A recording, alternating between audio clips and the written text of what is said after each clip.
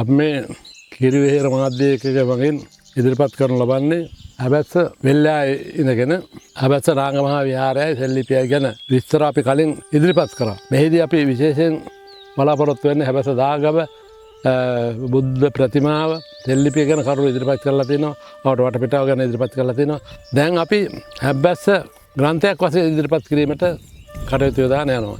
ඒ පිළිබඳ වචන දෙක තුනක් ප්‍රකාශ කිරීමටයි මේ අදහස් කරන්නේ. මම මේ ප්‍රදේශයේ හේන් ගොවියෙක්. ගුරුවරයෙක් වුණාට දැන් විශ්‍රාමක සිටින්නේ හේන් ගොවියෙක්. නිතරම හැබැස්ස විහාරයට යනවා එනවා එහි තොරතුරු සොයා බලනවා. 1962 සිට පමණ තමයි මම හැබැස්ස විහාරයේ විස්තර හොයන්න පටන් ගත්තේ. එහිදී මට මොකා දුරට උපකාරී වුණා මේ ස්ථානයේ මොර කරපු කංකානම් මහත්මයා, විමලසේන මහත්මයා මොකා තොරතුරු කියා දුන්නා. එතනදී මහාදුර පුරාවිද්‍යාඥ සේනා පරණවිතාන මහත්මයා මේ ස්ථානයට පැමිණලා තියෙනවා.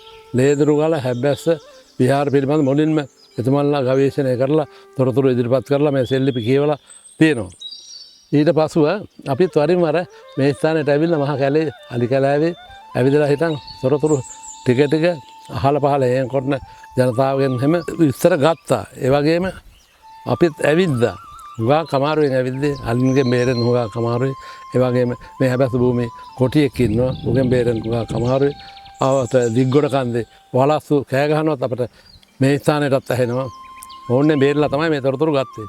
මට අපේ විශ්වවිද්‍යාලයේ හිටපු මහාචාර්ය අබේ ආර්යසිංහ මහත්මයා පුරාවිද්‍යා මහාචාර්ය අබේ ආර්යසිංහ මහත්මයාත් දෙමරමල් විහාරයට පැමිණ අවස්ථාවේදී මට කිව්වා හැබැස්ස විහාරය පිළිබඳ හැබැස්ස සෙල්ලිපිය පිළිබඳ එතුමන් මේ උපාධියට පව උගන්වනවා කියලා. නමුත් හැබැස්සට ගිහිල්ලා නැහැ කිව්වා. පුළුවන් නම් තොරතුරු ටික හොයලා දෙන්න කියලා. ඒ අවස්ථාවේදී මම එතුමාටත් හැබැස්සේ තොරතුරු ටික හොයලා දුන්නා. ඒ වගේ මේ භූමිය යාල කැලේට සමීප පිහිටලා තියෙනවා. අපිත් මේ පුළුවන් විදිහට මේ අපේ මේ මාධ්‍යයකකින් අපි ඉදිරිපත් කරන්න මහන්සි ගන්නේ මේ වනගත අපේ පරිසරයේ තියෙන ඓතිහාසික අතින් ඉතාම වැදගත් දේවල්.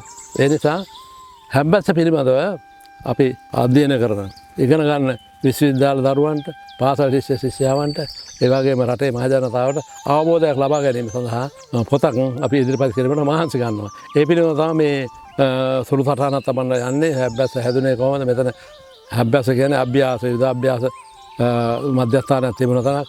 ඒ කාලේ යුද සටන් පොළවල් නිතරම තිබුණා. දුටුගැමුණු රජුගේ කාලේ මෙතන යුද්ධ පාසල් තිබිලා තියෙනවා. ඒ නිසා තමයි අභ්‍යාස හැබැස්ස විලා තියෙන්නේ. මම ඉතින් මේ කුඩා පොතක් මේ හැබැස්ස භූමි හැබැස්ස විහාරය පිළිබඳව ඒ ප්‍රදේශ පිළිබඳව ඉදිරිපත් කරන මහන්සි ගන්නවා. ඒකේ අපිට පුළුවන් විදිහට හොයාගත්ත තොරතුරු තියෙනවා.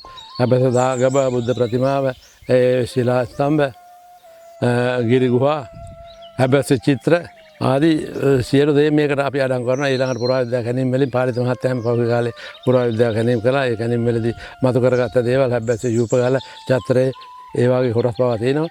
ඒ එක්කම අපිට පුළුවන් විදිහට අතුරු කරලා ඉදිරිපත් කරන තමයි නොදන්නා අයට දැනගැනීමට අපි මේ ඉදිරිපත් කරන්නේ. මම වරින් වර ටිකෙන් ටික මේ කරුණු එකතු කරේ එකපාරම එකතු කරන්න අපිට හැකියාවක් ලැබුණේ නැහැ. මගේ වැඩ කටයුතු කරගෙන යෑමේදී, ඒ වගේ අධ්‍යාපන කටයුතු කරගෙන යෑමේදී ඒවට වැඩිපුර ඉඩක් ලැබුණේ නැහැ. ඊට ලැබෙන වෙලාවේදී තමයි රැට වගේ මේ හේනේ පැලේ ඉඳන් මේ තොරතුරු මම ටික ටික එකතු කරගත්තේ. මෙතනදී අපිට වැදගත් වෙනවා මේ පොත ඉදිරිපත් කිරීමට මට අනුග්‍රහය දක්වනවා. විශේෂයෙන්ම අපේ රුහුණුවාගම පත්වී ප්‍රධාන සංඝනායක කතරගම ගිරිවෙහෙර විහාරාධිපති ගරුතර අපේ අවසරයි ඔබවක ධම්මින්ද නායක ස්වාමීන් වහන්සේ මේ ස්ථානයට වැඩම කරලා අපට ආශිර්වාද කරලා මේ පිළිබඳව කරුණු හැවීම ඉතාමත් වැදගත් කියලා අපට ප්‍රශංසා කරලා හිටන් මේකට කුඩා පොත් පිළිච්චක් ඉදි දක්වන්න, ඒට අනුග්‍රහය දක්වන්න කියලා උන්වහන්සේ කිව්වා. ඒ නිසා අපේ ඉගෙන ගන්න ශිෂ්‍ය ශිෂ්‍යාවන්ටත් තොරතුරු දැනගන්න කැමති සෑම දෙනාටවත් දැනගන්න පුළුවන් පරිදි මට පුළුවන් ආකාරයෙන් තොරතුරු ඉදිරිපත් කරනවා. ආන්නේ ඒ තොරතුරු ටික තමයි මේ හැබැස්ස නාගමහ විහාරයේ සහ සෙල්ලිපිය කියන මේ කෘතිය අඩංගු වන්නේ. ඒ තොරතුරු ටික ඔබලා බලලා හිටන් ඉදිරියට මේ පිළිබඳව පරිශන ගවේෂණ කරන්න ඕන. වියත්තු ඇවිල්ලා හිටන් මේ පිළිබඳව පරිශන කරලා ගවේෂණය කරලා හිටන් මේ ස්ථානයේ වැඩි දියුණු කරන්න වේස මහන්සි දරන්න කියලා අපි විශේෂයෙන් ඉල්ලා සිටිනවා. දැන් අපේ කාලේ ඉක්ම ගිහිල්ලා තියෙන්නේ. ඒ නිසා අනාගත පරපුර හරි මේවා පොළවේ වැරදෙන්න ඉඩ දෙන්නේ නැතුව, මේවා පසින් යට කරන්නේ නැතුව මේවා උඩට අරගෙන තහවුරු කරලා හිටන් ඉදිරියට එන පරම්පරාවට මේ ලෝකේ ඉන්නවා බෞද්ධ ජනතාවක් ඉන්නවා තේරවාද මහායාන. ඒ බෞද්ධ ජනතාව දැන් සංචාරක වශයෙන් මේ ලංකාවට විශේෂයෙන් ඇදිලා එනවා. ඒගොල්ලොන්ට බලන්න දකින්න කියන්න මේවා දිගහැරලා තියන්නේ කියලා මා විශේෂයෙන්ම අපේ රටේ ජනතාවගෙන් ඒ වගේම රජයෙන් ඉල්ලා සිටිනවා. ඒ වගේ මේ කාර්යයට අතහිත දෙන අපේ ගරුතර ස්වාමීන් වහන්සේ ඇතුළු මේ මීඩියා එකකේ සියලුම මහත්ම මහත්මීන්ට මගේ ගෞරව ආදර ස්තුතිය මේ මහකලාවට ඇවිල්ලා අපි හමු වීම ගැන මගේ ගෞරව ආදර ස්තුතියත් කෘතඥතාවත් මේ අවස්ථාවේදී පුද කර සිටිනවා.